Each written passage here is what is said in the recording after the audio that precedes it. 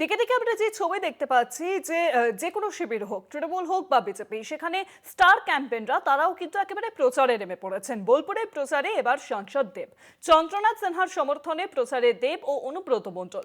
দেবের নির্বাচনী প্রচার ঘিরে একেবারে জনসমাগম, যতদূর নজর যায় সেখানেই শুধু দেখা যায় দেবের নির্বাচনী প্রচার ঘিরে মানুষজনের ভিড়। তারকা সাংসদ দীপক অধিকারী ওরফে দেবের প্রচার ঘিরে বহু মানুষ তারা কিন্তু একেবারে জড়ো হন চন্দ্রনাথ সিনহার সমর্থনে। সাংসদ দেব তিনি আজকে প্রচার সারলেন বোলপুরে। প্রচারে ছিলেন দেব এবং অনুব্রত মণ্ডল। সেই ছবি দেখতে পাচ্ছেন, যেমনটা বলছিলাম যে যতদূর নজর যায় শুধুই মাত্র মানুষের ভিড়, মানুষের মাথা।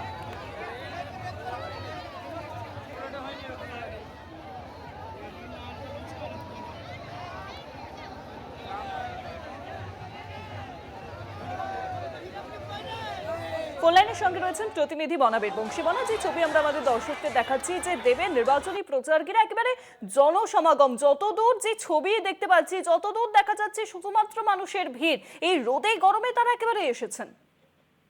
একেবারেই তাই। দেখো শুভাঙ্গী, আজকে মূলত বীরভূমে অভিনেতা দেব তৃণমূল সাংসদ, তার কিন্তু নির্বাচনী প্রচার ছিল বিভিন্ন বিধানসভা কেন্দ্রে। আমরা যেমন প্রথমে দেখেছিলাম রামপুরহাট বিধানসভা এবং দ্বিতীয়টা দেখলাম বীরভূমের বোলপুর বিধানসভা। তুমি জানো যে বোলপুর বিধানসভার তৃণমূল কংগ্রেসের প্রার্থী হচ্ছেন চন্দ্রনাথ সিনহা। সেই চন্দ্রনাথ সিনহার প্রচারে এদিন বোলপুর বিধানসভার ইলামবাজার ব্লকে অভিনেতা দেব তিনি কিন্তু রোড শো করেন এবং সেখানে উপস্থিত ছিলেন জেলা তৃণমূল কোর কমিটির কনভেনার অনুব্রত মণ্ডল। এবং আমরা দেখলাম যে রাইস মিল মাঠে অভিনেতা দেবের হেলিকপ্টার অর্থাৎ চপার সেখানে ল্যান্ড করে। সেখান থেকে সরাসরি চলে আসে একেবারেই যে সড়ক রয়েছে সে সড়কে, মূল সড়কে। সেখান থেকে রাস্তা ধরে মূলত ইলামবাজার যে চৌমাথা মোড় সেখানে পর্যন্ত কিন্তু সেই দেবের রোড শো কিন্তু হয়।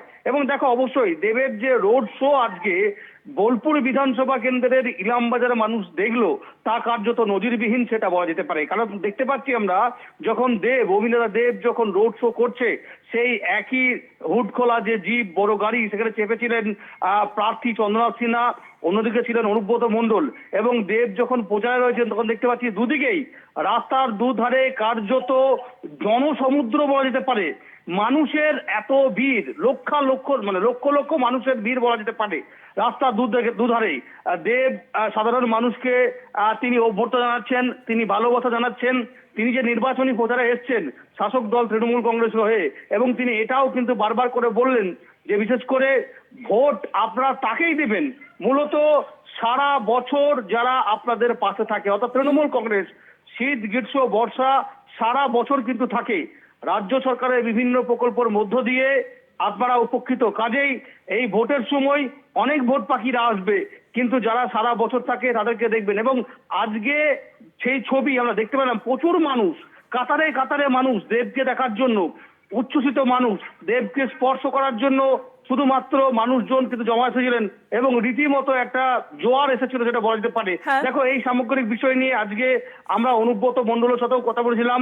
অনুব্রত মণ্ডল যেটা বলছেন যে এই যে লোক দেখা যাচ্ছে জনসমুদ্রে পরিণত হয়েছে তাতে কিন্তু পরিষ্কার যে আসন্ন এই যে বিধানসভা যে নির্বাচন সেই নির্বাচনে বীরভূমে 11 তৃণমূল কংগ্রেস হবে। এছাড়াও রাজ্য জুড়ে আশাবাদী যে বীরভূমের 11টি আসনে 11টি জিতবে তৃণমূল কংগ্রেস। অনেক ধন্যবাদ তোমায় বনা। ফোন লাইনের সঙ্গে ছিলেন প্রতিনিধি বনাবীর বংশী।